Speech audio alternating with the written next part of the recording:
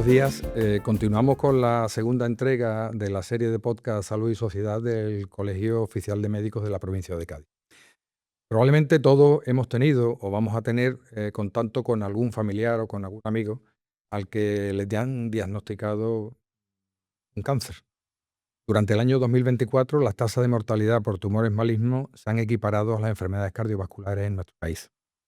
El número absoluto de cánceres ha aumentado debido fundamentalmente al aumento de la población, al envejecimiento de la misma y a la exposición a factores de riesgo, tabaco, el alcohol, el sedentarismo y la obesidad. Y también a otro tema fundamental, y es al aumento del diagnóstico precoz. Diagnóstico precoz del que fundamentalmente se benefician el cáncer de mama, el cáncer de próstata, cáncer de cervix y el cáncer colorectal. Los cánceres de pulmón, de mama, de colorectal, próstata y estómago suponen el 50% de todos los tumores que se diagnostican. Según la Red Española de Registro de Cáncer, la supervivencia a 5 años se sitúa alrededor de un 55% en los varones y un 61% en las mujeres. Por localización, la supervivencia mayor se da en el cáncer de próstata, alrededor de un 90%, y en el cáncer de mama, alrededor de un 86%. Las esperanzas están puestas en nuevas técnicas diagnósticas, a las que la inteligencia artificial ayudará de una manera significativa, y también a nuevos marcadores tumorales, oncogénicos, a nuevas terapias que tengan menos efectos secundarios, como la inmunoterapia, las terapias personalizadas y las terapias génicas. Probablemente en unos años dicen que podamos morir con cáncer, pero no de cáncer. La pregunta que se nos plantea es, ¿se está convirtiendo el cáncer en una enfermedad crónica? Para ello contamos con Laura Bahamonde de García. Muchísimas gracias, Laura, por estar con nosotros. Es la presidenta de la Asociación Española contra el Cáncer. Ella es diplomada en Trabajo Social, máster en Creación de Empresas y vicepresidenta de la Confederación de Empresarios de la provincia de Cádiz. Aparte es consejera del Consejo Social de la Universidad de Cádiz y, según sus palabras, en la toma de posesión como presidenta de la Asociación Española del Cáncer en Cádiz, se comprometía a seguir mejorando la calidad de vida de las personas con cáncer en la provincia y a fomentar la prevención de la enfermedad. Muchísimas gracias, Laura, por venir. Estamos encantados que estés con nosotros y voy a hacerte una serie de preguntas y vamos a establecer un diálogo a ver qué conclusiones sacamos de esto y si podemos aclarar la pregunta que ilustra el podcast. ¿Se está convirtiendo el cáncer en una enfermedad crónica? Probablemente la Asociación Española contra el Cáncer sea la primera asociación de pacientes que se creó en nuestro país. Tiene muchísimas décadas a sus Ujú. espaldas. ¿Qué motivo podría tener una persona para decir me apunto o colaboro con la Asociación Española contra el Cáncer en nuestra provincia? Bueno, muchísimas gracias por invitarnos, porque la difusión de la Asociación Española contra el Cáncer es primordial, y que además el Ilustre Colegio de Médicos nos invite es ir de la mano en la prevención y en el diagnóstico precoz, y sobre todo en la difusión de lo que es el cáncer y cómo nos afecta a todos y todas. A tu pregunta, es verdad que la Asociación Española contra el Cáncer se fundó en 1953. Estamos hablando de hace más de 70 años, cuando la enfermedad era algo totalmente estigmatizado y no teníamos ninguna información de ella. Y además era casi sinónimo, ¿no?, de esperanza de vida muy, muy, muy poca. ¿Por qué tenemos que asociarnos a la Asociación Española contra el Cáncer? Pues como a cualquier otro movimiento asociativo, como cualquier otro movimiento, otra ONG, porque la sociedad civil tiene que mover el mundo. La sociedad civil tiene que participar de las acciones para que haya avances. Muchas veces pensamos que los cambios tienen que venir de arriba, y una sociedad fuerte y una sociedad comprometida es cuando las personas, cada uno de nosotros, se compromete en hacer el bien común. Y ese bien común, esas buenas intenciones se materializan dentro de un movimiento asociativo. Estar de voluntario en la Asociación Española contra el Cáncer, además es hacer un voluntario completamente directo, porque ves los resultados. Tenemos voluntarios en hospitales, tenemos voluntarios en campañas, tenemos voluntarios que van a domicilio, tenemos a voluntarios y voluntarias que se comprometen día a día en que no te sientas solo en ese momento que tienes el diagnóstico de la enfermedad. Y sobre todo, y siendo un poquito egoísta, también es porque te llena de vida el saber que estás ayudando a otros a que superen ese bache que tiene tener por un diagnóstico de cáncer. Eh, Como bien dice, la Asociación Española contra el Cáncer a nivel nacional tiene una larga trayectoria, más de 70 años. Y la implantación a nivel nacional, pero a nivel local, a nivel de la provincia, ¿de qué estamos hablando? ¿De qué implantación estamos hablando de esta Asociación Española contra el Cáncer? Claro, porque la Asociación Española contra el Cáncer tiene 52 sedes provinciales. O sea, si tenemos 52 provincias y 2 comunidades autónomas, estamos implantados en todas las provincias. Estamos en Cádiz. En Cádiz hay una sede provincial y después tenemos 13 juntas locales. En números, pues estamos hablando de 12.585 personas asociadas, 12.000 personas en la provincia de Cádiz asociadas, es un número de socios muy, muy, muy importante. Voluntariado, más de 500 voluntarios, y de profesionales, personas contratadas en la provincia de Cádiz que trabajan por y por la asociación, como es la gerente Gemma Baño, y psicólogos y trabajadores sociales y fisioterapeutas, estamos hablando de 14. Hombre, bien dices que el número del que me habla probablemente sea la asociación de pacientes, vamos, de pacientes, de colaboradores con alguna enfermedad con mayor implantación en la provincia, ¿no? Porque habrá otras asociaciones, pero que son mucho más genéricas. Pero esta en concreto yo creo que probablemente sea la asociación con más implantación.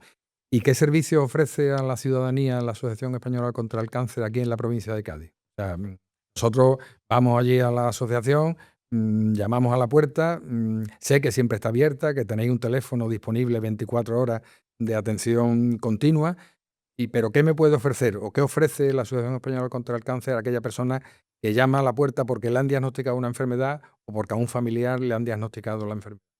Pues como muy bien nos indica, hay un teléfono que se llama Infocáncer, 24 horas, 7 días de la semana, que es el 900 100 036.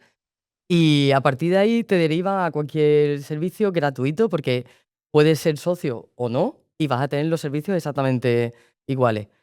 ¿Y qué servicios evidentemente, a mí me gusta decir que el apoyo y el acompañamiento durante toda la etapa del diagnóstico estamos ahí, pero algo muchísimo más específico, ayudas económicas puntuales. Nuestra prioridad va a ser siempre la equidad.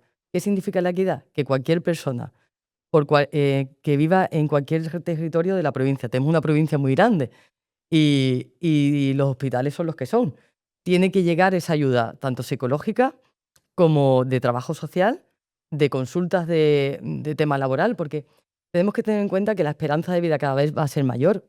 Tenemos que ser muy optimistas y, por lo tanto, el diagnóstico te llega en un momento de tu vida y te tiene que tener también dudas de cómo va a afectar en mi trabajo, cómo va a afectar en mi economía. Nosotros también te asesoramos sobre esos temas. Entonces, recapitulando, ¿no? Tenemos trabajo social, psicología, fisioterapia y, por supuesto, el acompañamiento ante cualquier consulta que nos quieras tener. Ha sacado un tema que yo creo que es importante y es que, vamos, yo me he dedicado a la medicina del trabajo durante los 40 años de mi vida profesional y muchas veces el diagnóstico a un trabajador o una trabajadora de cáncer era sinónimo de incapacidad. Automáticamente pensábamos, en corto espacio de tiempo se le transmite una incapacidad. Hoy día, yo creo que a los avances técnicos, a los avances científicos y a los tratamientos, conseguimos recuperar a muchísimas personas para el mundo laboral que han sido diagnosticadas de cáncer. Y yo creo que eso, y tú me lo puedes ratificar, puede incluso formar parte de la terapia de esa persona. O sea, lo que acabo de decir, ese asesoramiento, yo creo que es importantísimo, el asesoramiento laboral para una recuperación al mundo laboral, ¿no? Qué acertada tu respuesta, porque qué importante es volver a la rutina. Todos queremos irnos de vacaciones, todos queremos no trabajar, todos queremos, pero cuando tenemos un diagnóstico de cáncer y pensamos que no vamos a volver a nuestra vida normal, es muy, muy duro. Es como se me acabó, ¿no? Y para nada, estamos recalificando, estamos adaptando puestos de trabajo, informando a empresas y que la memoria oncológica también se olvide. Qué importante es que seas paciente de cáncer solo durante un espacio de tiempo de tu vida. Me viene a la memoria y el tema de la famosa campana, ¿no? O sea, el tocar la campana, cosa que Por se fin. implantó, por fin tocar la campana. Yo recuerdo, vamos, tengo amigos que han tocado la campana y ese día yo creo que es uno de los días más felices de Lo su que vida. somos ya de esa época de campana y se acabó, del 1, 2, 3, ¿no? Pues así, campana y se acabó.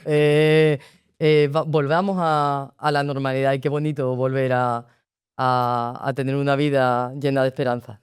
Y vamos, tenemos un sistema sanitario público, gratuito, accesible. En teoría, podría parecer que tenemos todas las necesidades cubiertas prácticamente con todas las enfermedades. Pero yo creo que el valor que le da la Asociación Española contra el Cáncer a los pacientes diagnosticados de cáncer no puede ser suplido por ningún servicio público de tipo sanitario. Entonces, ¿qué opinión tienes tú al respecto? O sea, vamos al hospital, nos diagnostican, nos tratan y tenemos la tarea hecha, o hay mucho camino por recorrer, mucha tarea por hacer, y ahí están, lógicamente, la asociación, ¿no? La salud es provisional para todos y el sistema es limitado, como todo sistema también. Entonces, qué importante es compaginar un sistema público con un sistema privado y con un movimiento de tercer sector como son las ONG. Nos tenemos que complementar y nos tenemos que ayudar. Y entre todos haremos fuerte el sistema público, el que tiene que existir siempre, el que tenemos que apoyar siempre y que ojalá sea completamente universal. Pero cuando hay alguna quiebra, cuando hay una pandemia, cuando hay algún quiebro en el movimiento sanitario, tenemos que seguir llegando a todos y todas y tiene que seguir llegando universal y por eso a lo mejor tenemos que complementar y hacernos fuerte con ese sistema privado y con ese sistema del tercer sector. Y como decías anteriormente, la salud no solamente es curar una enfermedad, la salud consiste en cuidar a la persona. Y en algunos momentos el sistema público no puede tener ese cuidado, esa atención personal, esa atención personalizada al paciente que tiene muchas dudas, que tiene mucha incertidumbre, que se siente solo ante lo desconocido.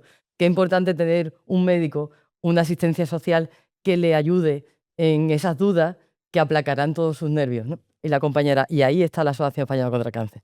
El objetivo, se plantea un objetivo a través de la comunidad científica y las acciones de intentar convertir el cáncer al año 2030 o al año 2040, no sé exactamente, en que el 70% de los cánceres se conviertan en enfermedades crónicas.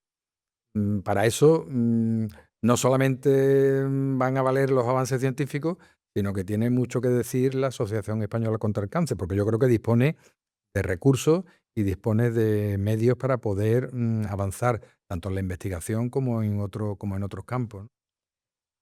Las campañas para los cánceres específicos, campaña de cáncer de mama, de pulmón, de páncreas, son muy importantes porque nos ayudan a la prevención y a la detección precoz. Nos tenemos que quedar con esas dos palabras, nos tenemos que quedar con esas dos acciones. Qué importante es la prevención, qué importante es la detección precoz y hacernos todos los cribados para poder llegar a tener un diagnóstico pronto. Podemos no librarnos de la enfermedad, pero sí cogerla a tiempo.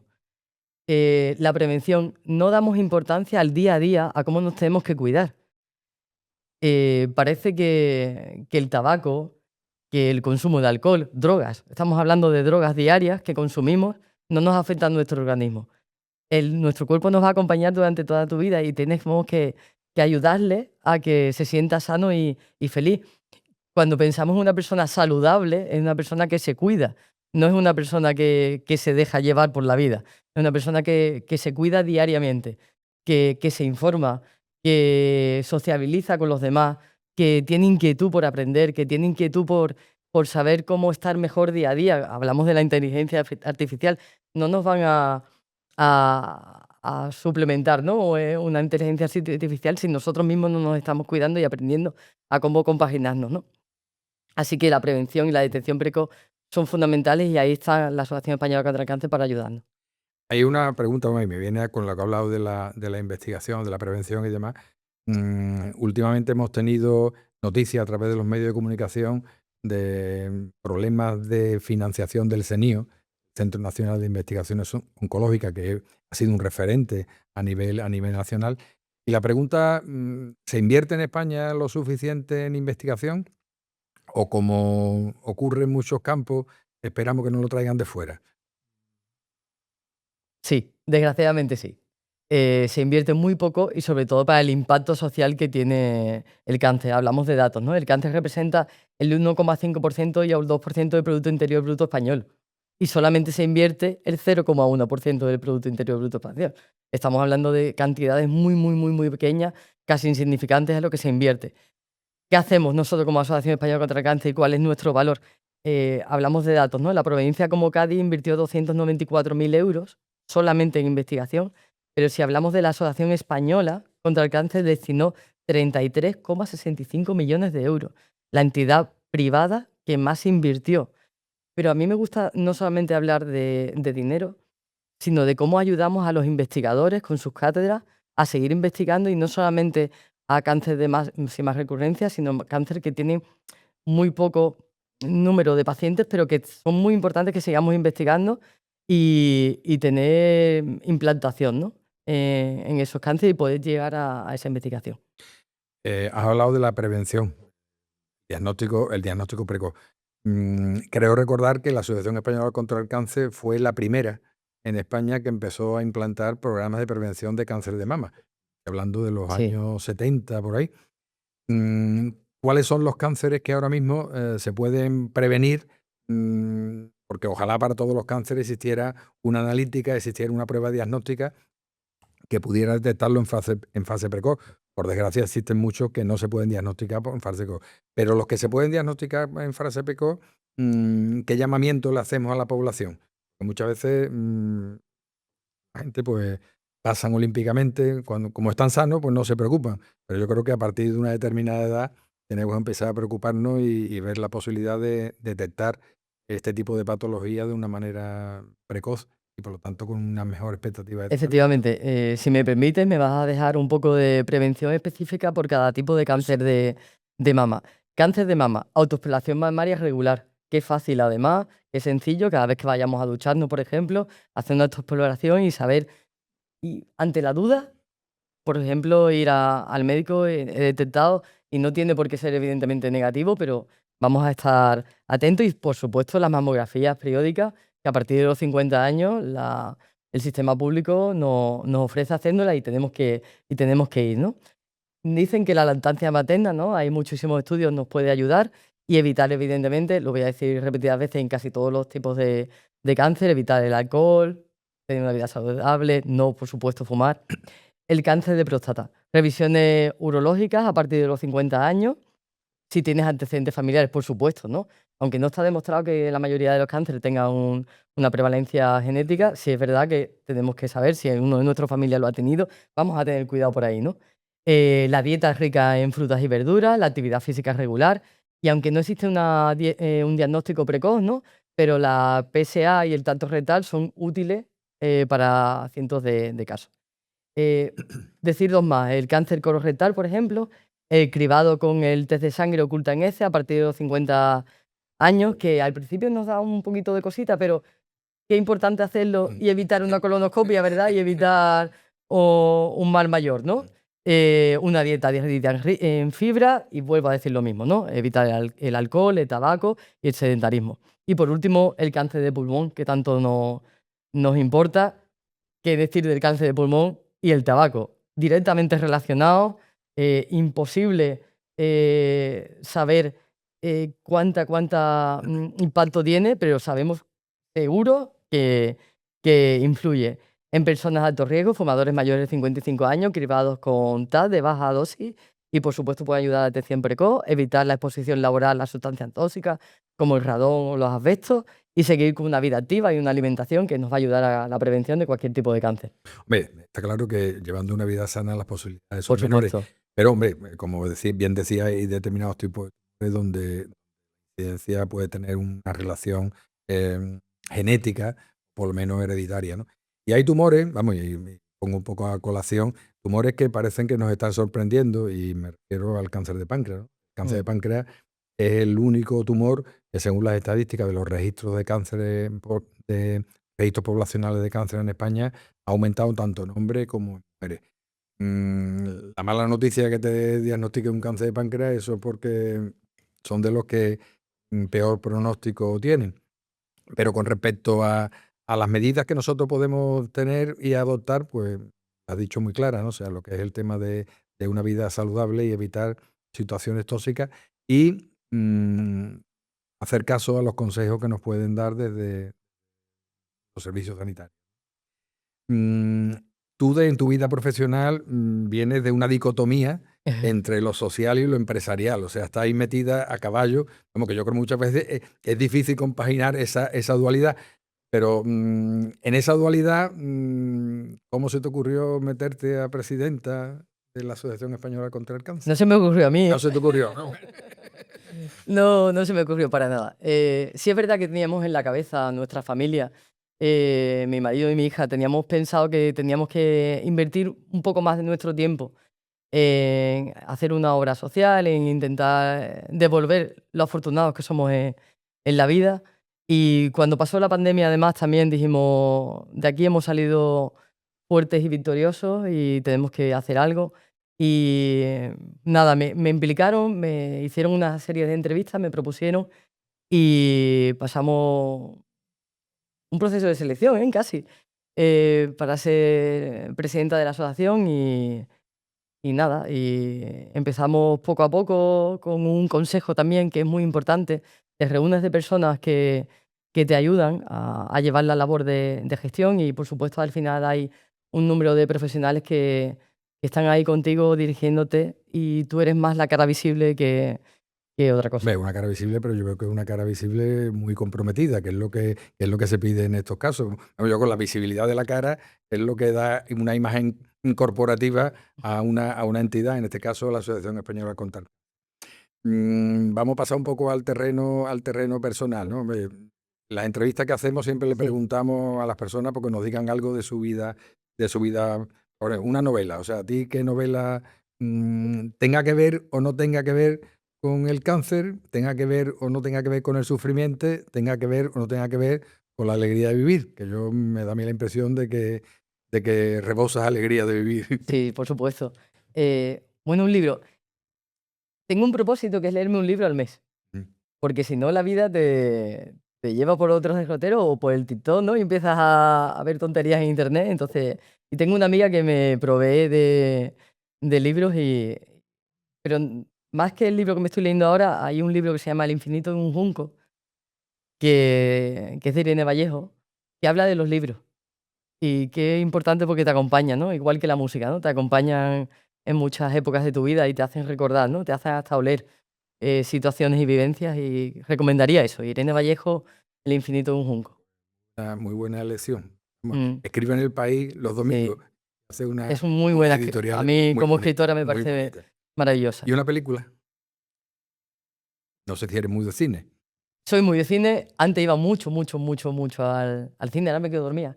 Pero es verdad que antes iba mucho a la sesión golfa y de novios íbamos muchísimo, mi marido y yo. Hay una película que se llama Tierras de Penumbra, de Anthony Hawking y Deborah Winter.